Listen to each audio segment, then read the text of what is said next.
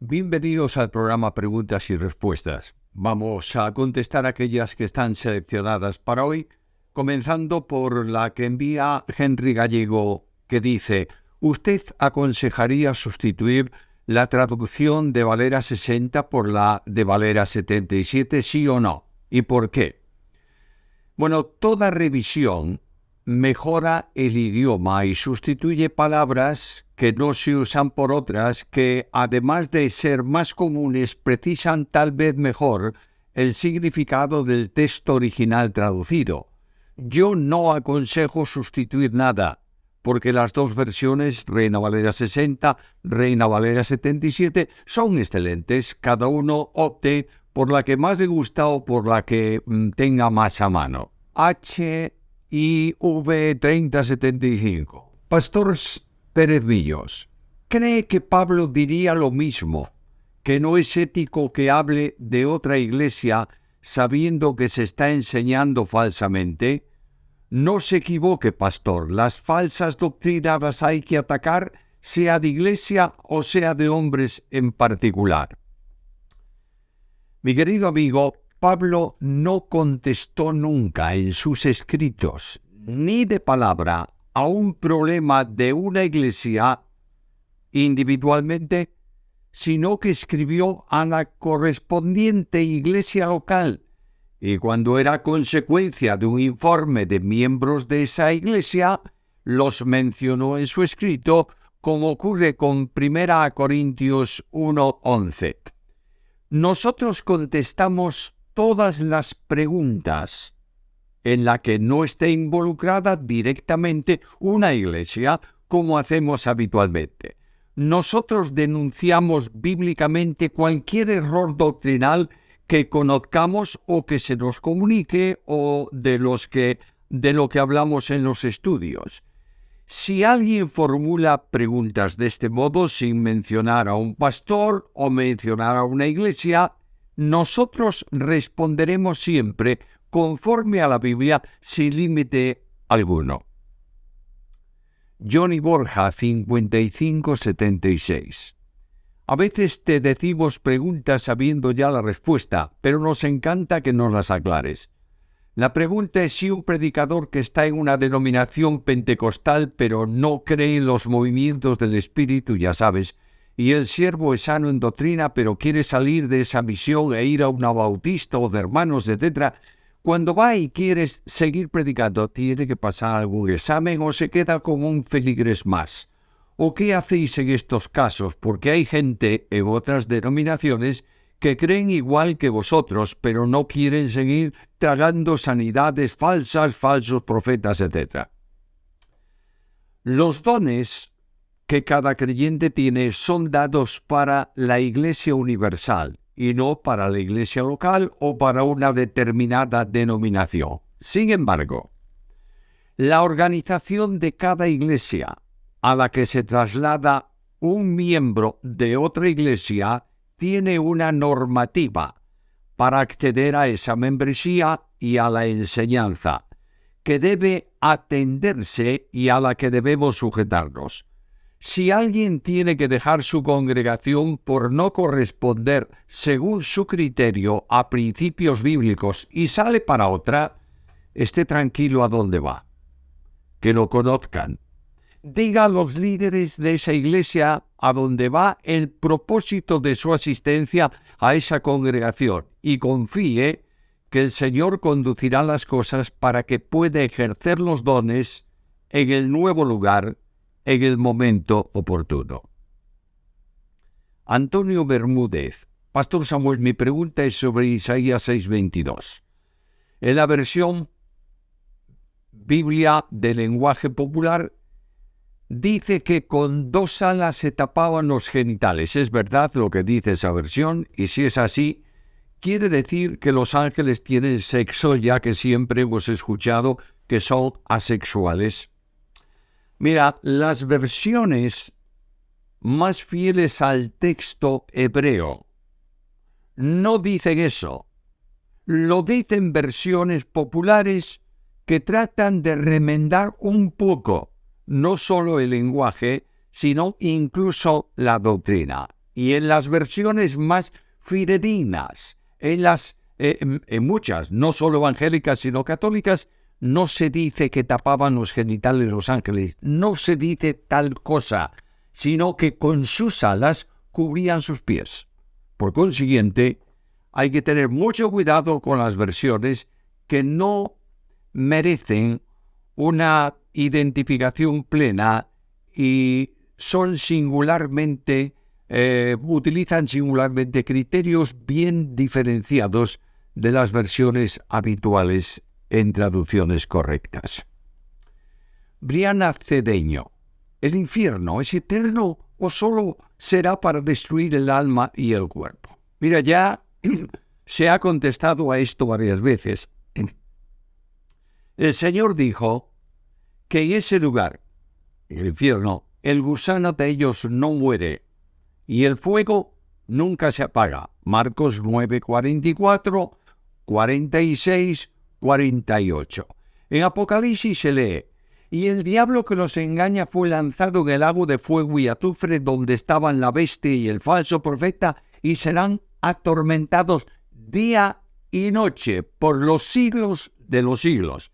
Y un poco más adelante, refiriéndose a los que no son salvos y son lanzados a ese lugar, dice que el que no se halló inscrito fue lanzado al lago de fuego. Apocalipsis 20, 10 y 15. Por tanto, no hay destrucción para las personas o las almas después de la muerte, sino que los que lo han creído se precipitan en la muerte segunda o muerte perpetua. La idea de que el hombre será destruido porque Dios no va a juzgar perpetuamente una falta limitada no está en la Biblia, no es buena teología, no es verdad. 92 Alf. Dado que la salvación no se pierde, ¿podría explicarnos hacia quién va dirigido y de qué muerte habla Santiago 5, 19 y 20? El que actúa en la restauración de un hermano, conduciéndolo al arrepentimiento de una situación específica en la que se encuentra, dice Santiago, salvará de muerte su alma, no de la muerte espiritual de la que ha sido resucitado en identificación con Cristo, Efesios capítulo 2, versículo 6, sino de la pérdida de la vida para Dios. Es decir, vive de una manera que es una pérdida de vida. Dios no va a recompensar eso, no va a utilizar eso, no va a bendecir eso. Como extraviado no puede manifestar el fruto del Espíritu sino las obras de la carne, con lo que lleva aparejada la pérdida de la vida. Incluso pudiera incurrir en juicio divino y referirse también a la muerte física en un determinado tipo de pecado, como ocurría en la iglesia en Corinto y se aprecia en la lectura de 1 Corintios capítulo 11, versículo 30. En ningún caso el salvo puede perder la salvación. 92 Alf. Si la paga del pecado es la muerte, pero la salvación no se puede perder, ¿cómo interpretamos este texto? El texto citado antes de que aquel que habla a su hermano y lo restaura ha librado su alma de pena. La sentencia penal por el pecado es la muerte. Esta sentencia penal ha sido cancelada por Cristo en la cruz. Además, al salvo se le han perdonado todos los pecados. Colosenses 2:13, por lo que ya no puede haber condenación para ellos. No busquemos justificar la pérdida de salvación con textos que no tienen nada que ver con ella. Somos uno en Jesús. ¿Cuál es su respuesta con amor, pero también con celo de Dios, a quienes afirman que Daniel no escribió Daniel, Moisés no escribió el Pentateuco, etc., incluso si Jesús hizo referencia a ellos, reconociendo que fueron ellos los autores, por ejemplo, Juan 5:46. Mira, no hay peor ciego que el que no quiere ver.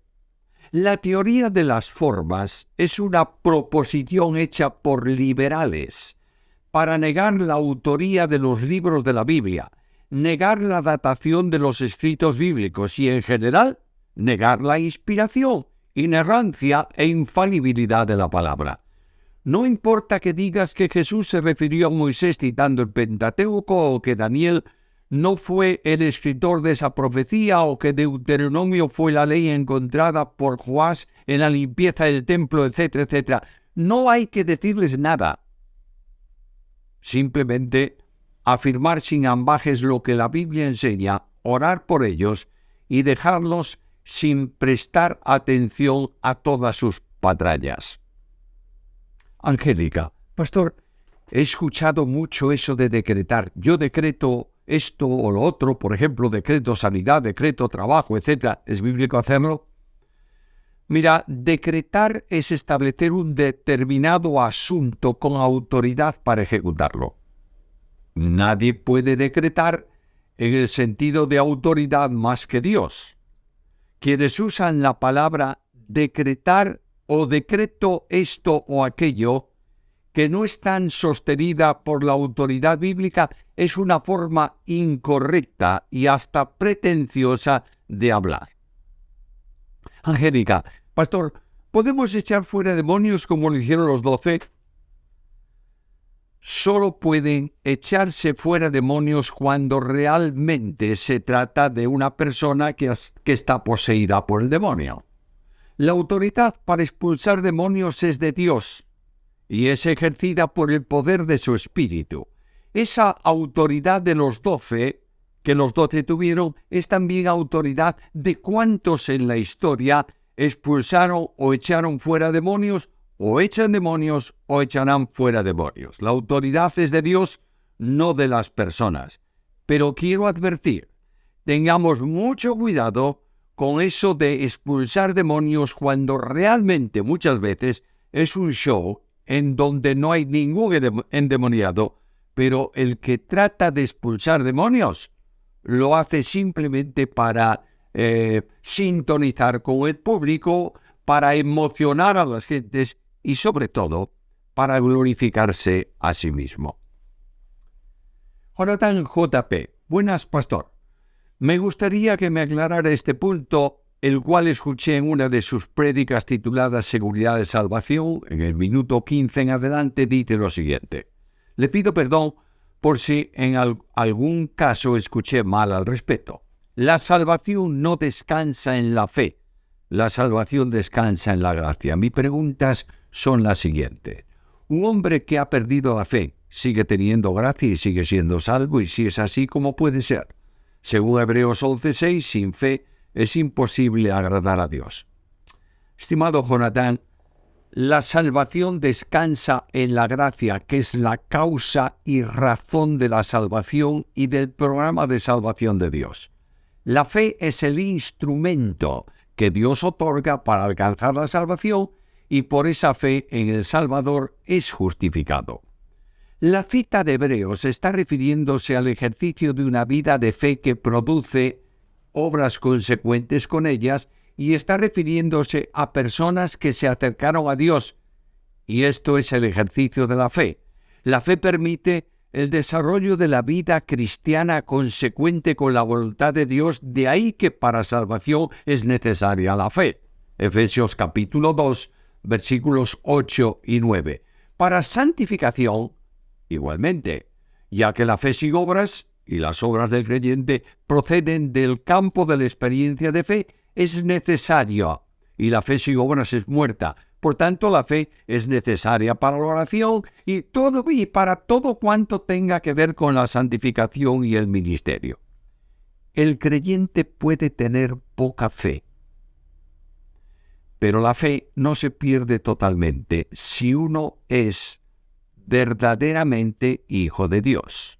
Aún, estoy suponiendo, aun si se pudiera perder totalmente, la salvación sigue descansando en la gracia y no puede perderse de ninguna manera.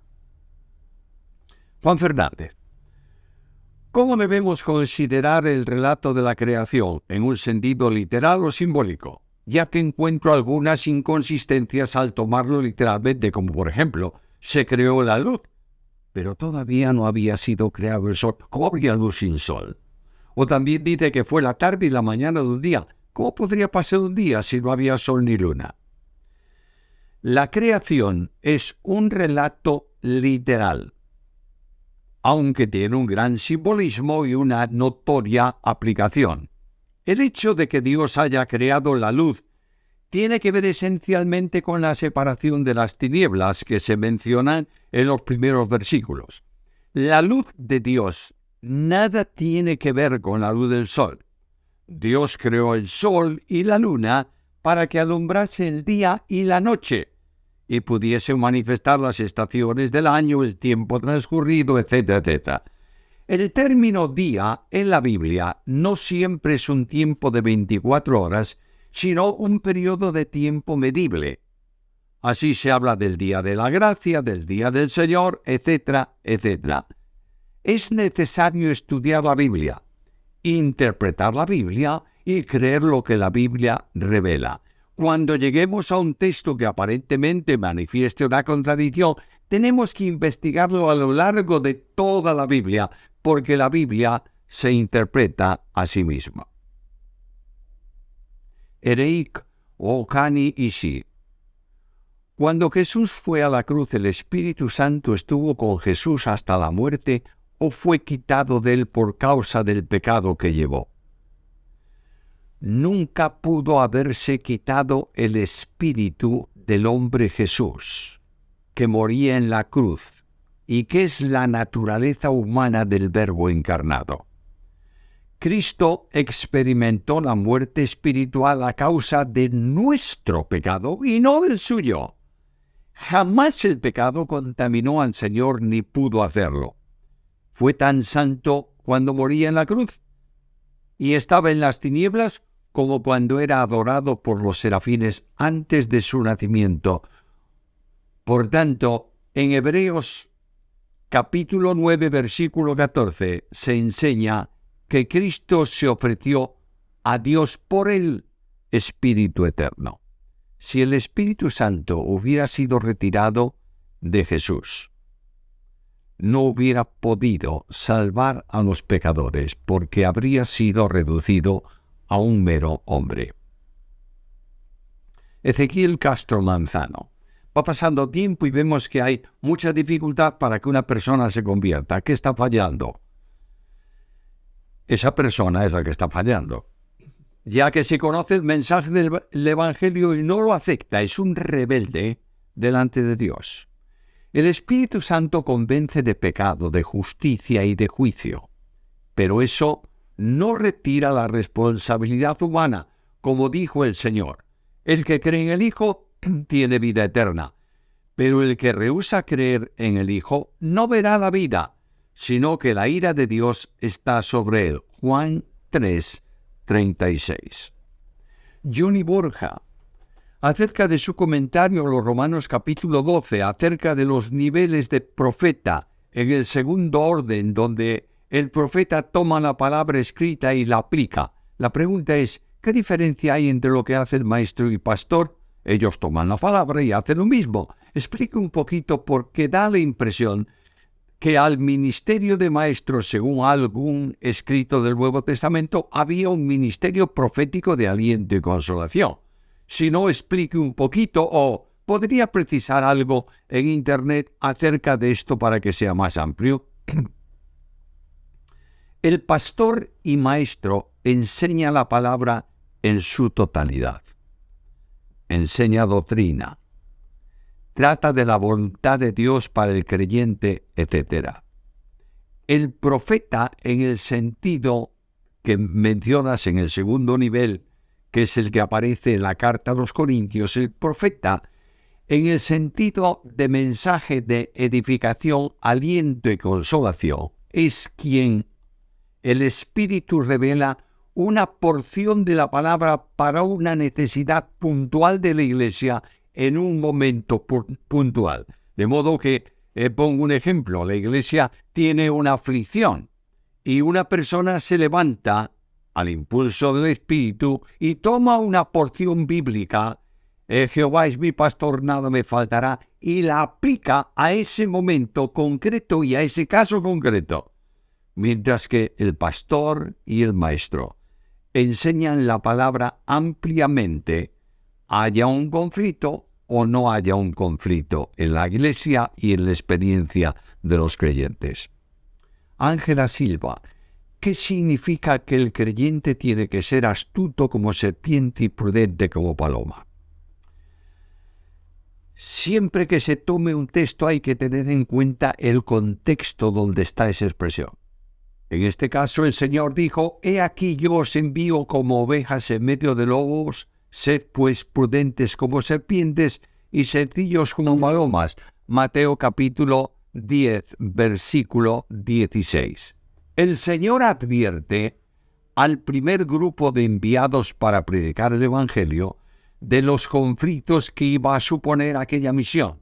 De ahí la expresión primera, «he aquí», que significa prestad atención, fijaos bien, porque os estoy enviando como ovejas en medio de lobos. Por eso debían ser astutos como las serpientes, mejor sagaces, haciendo lo que es necesario hacer en cada situación. Por otro lado, debían ser sencillos como palomas, en el sentido de la palabra que es que sean sin doblez. Un ejemplo de astucia y prudencia está en la forma de comportarse Abigail con David, cuando su marido Nabal no quiso atender a las peticiones que David le había formulado. El predicador del Evangelio debe ser irreprensible ante el mundo y ante la Iglesia. De ahí la exhortación del apóstol Pablo: «Haced todo sin murmuraciones ni contiendas, para que seáis irreprensibles y sencillos, hijos de Dios sin mancha, en medio de una generación maligna y perversa, en medio de la cual resplandecéis como luminares en el mundo». Filipenses capítulo 2, versículos 14 y 15. Ángela Silva, ¿se puede decir actualmente lo que dijo Isaías, que a lo malo se llama bueno y a lo bueno se llama malo? ¿Estamos viviendo en el mundo del siglo XXI estos tiempos? Mira, la corrupción, la mentira, el engaño están presentes siempre en toda la sociedad por causa del pecado, y no específicamente en el siglo XXI o en el tiempo antediluviano. Eso forma parte de la experiencia de pecado, de la miseria del mundo, de la corrupción que reina, pero no está haciendo eso o manifestando ese el cumplimiento de una determinada profecía. El mundo irá de mal en peor. El demonio engaña al mundo. Los hombres son mentirosos y homicidas por causa del demonio, hasta que Cristo Jesús, el Señor, venga, limpie la tierra y establezca su reino. Bien, con esto llegamos a la última pregunta seleccionada para el día de hoy. Os invitamos al próximo programa y, como siempre, os sugerimos que comuniquéis este canal a otras personas para que puedan recibir los avisos correspondientes de la programación que estamos presentando ahora y que será modificada y aumentada, Dios mediante, a lo largo de este año, si el Señor no viene antes. Un abrazo muy fuerte para todos, con nuestros mejores deseos de bendición del Señor para vuestras vidas y vuestros ministerios.